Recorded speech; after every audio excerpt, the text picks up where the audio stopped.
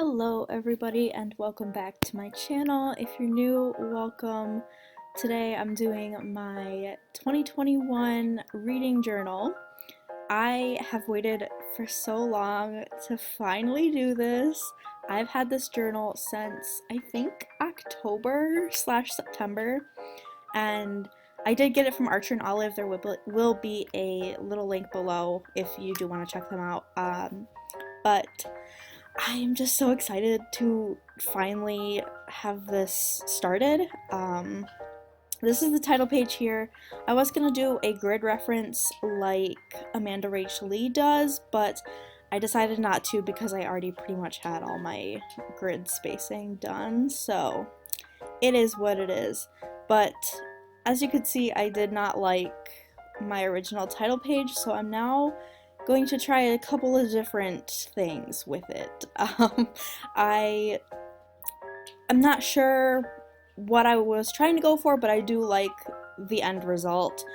This wasn't my original plan. It was kind of a spur of the moment, but I do really like it, and I think it turned out really cute. As you can see, I did smudge my ink at the bottom, of course, because this wouldn't be my journal without me getting ink everywhere. So that's just my little touch. I do end up covering it though, so it's okay. But yeah, this is my title page. Pretty simple. Yeah.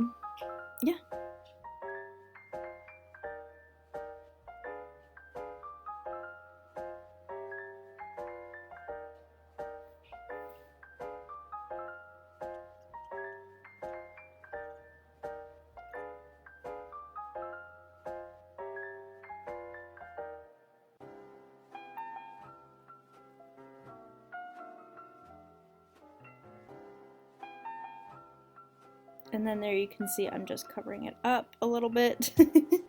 Moving on to my 2021 releases. I am so glad I did this spread this year because I really needed it last year and I did not have it. This is just going to be a place where I keep track of all the books that I'm interested in as they get released throughout the year. So I have a box for every month, and I'll be keeping track of the books that come out that month and what day they come out, and you know, like what kind of priority they're on for me. And yeah, I really wish I'd had this past year, but I just didn't. So it is what it is, but I'm so glad I finally have it. It's just gonna come in really handy. I know it is, because I'm terrible at keeping track of books that are coming out, and I want to get better at that because it's like partially my job. So yeah. And then I just went over and highlighted the little months as I went. And then I'm just gonna erase everything. My eraser has seen some things, you guys. It's rough out here for my eraser. There was eraser shavings, is that what they're called? All over the table. It was a mess. Moving on to my next spread. This is my best of 2021. I did it a little different this year. Normally I just have a long list of books that are candidates, and then I just kind of cross them off and highlight the ones that win. But this one, I put a long list in the back, which I don't end up showing you, but there's just a simple little long list in the back of where I'll put all the books that are candidates for the best of the year, and then at the end of the year I will put all of the book covers in the little squares. And I had 16 instead of 15. I normally do 15, so I just put a little sticker in one of the boxes because I forgot to not outline it, so it is what it is.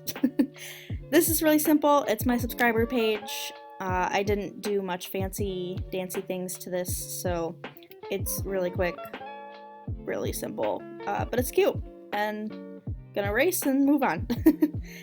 This is my video idea page. This is where I'm gonna keep track of videos that I want to do in the future, but can't really find time to do at the moment. I did have a page at the end of my journal for this year, and it really came in handy. And I like the layout of this with the little post-it notes, and I think it was just a cute idea. So I'm patting myself on the back for that idea. I think it turned out really cute. And I just added a couple stickers from this little bookish sticker sheet, and yeah, that's it. This is my Goodreads challenge page, yay! This year I did not fill out the entire thing, like I didn't put all 100 books in there. My Goodreads challenge every year is 100 books. I always surpass it by at least 100, but I'm gonna add the books as I go, so I don't have to do it all in one go and make my hand cramp up, because that's not fun. So I just put the shelves on, and it's gonna be 25 per shelf, so whenever I read a book, I'm gonna draw a shelf in, and then whenever I complete the challenge, I'll write the date, and yeah, it's a good little tool for me, and I like to keep track of how many books I read, so yeah. This is my ARC page. This was a pain in the butt to make because there were just so many lines, and I wanted to use a ruler because while my hand-drawn lines are pretty straight, they're not as straight as they needed to be for this spread because the lines were so close together. So this is where I'm going to put all the ARCs that I get, whether that's NetGalley or, you know, are sent to me through ebook form or are sent to me in physical form. And there's a column for whether they are ebook or physical, and then there's another set of columns for whether I've read them and then whether I've reviewed them. So it's going to come in handy because I like to keep track of how many unread ARCs that I have, because I like to keep that number really low. And I did have a spread for this that I made halfway through this past year, and it did come in handy, but I wish I had it throughout the year. And I needed a little bit more room, so I made it 2 pages this time. And yeah, it turned out really cute. I like how clean it looks and simple, and I think it'll look quite nice filled in, if I do say so myself. Then I just added little titles to all the columns and made it all fancy. There goes my eraser again. Look at her go. Wow, amazing. Good job. Star of the show, truly. This is my end of the year stats page. I just wrote the title in. I obviously do not have my stats for the end of 2021 yet, so that won't get filled in until a year from now. And then the page next to that is my kind of year at a glance thing. I don't normally do this, like there's no reason for me to, but I like looking at it, and I also had that blank page, and I was like, oh, I might as well. Although I will say, I absolutely hated putting all the numbers in because I had to write so tiny, and I did not like it. My hand hurt by the end of it, and I did not have a good time. So, yeah, I kind of regret that, but it's okay, I guess. So I'll just let you guys watch that, and yeah, it's kind of satisfying, I guess.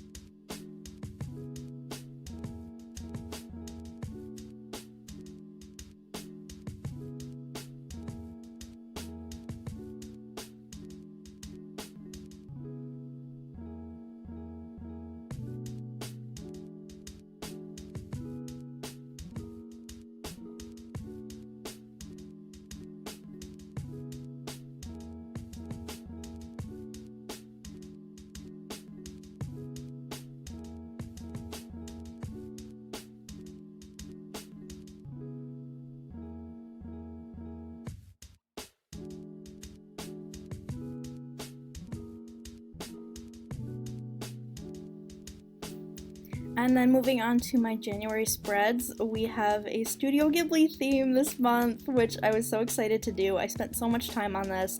I'm so proud of how it turned out. I think they all turned out really cute. Obviously, the first page is Totoro, and then I did different Ghibli movies throughout the spreads, which you will obviously see. And one of them, I will hint, took me a very long time, but I'm very proud of it. And I did mess up making the title here, the January thingy, so I did just make my own. I cut out like a scrap paper, yeah, and made my own. I did that off camera. I feel like it wasn't necessary to show you, but because I had to do it a couple times, but yeah. And I just went and colored him in. This is super satisfying to watch, and I love it. And oh, I just love how these spreads turned out. So I will just let you sit and watch, and I will be back at the end.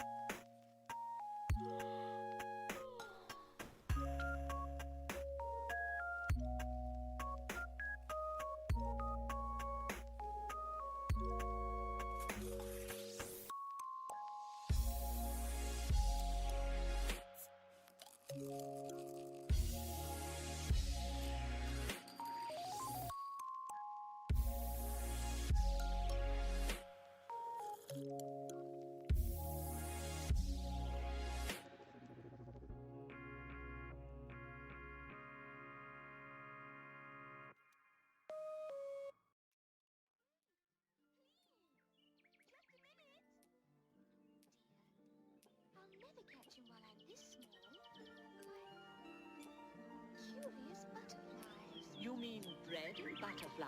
Oh, yes, of course.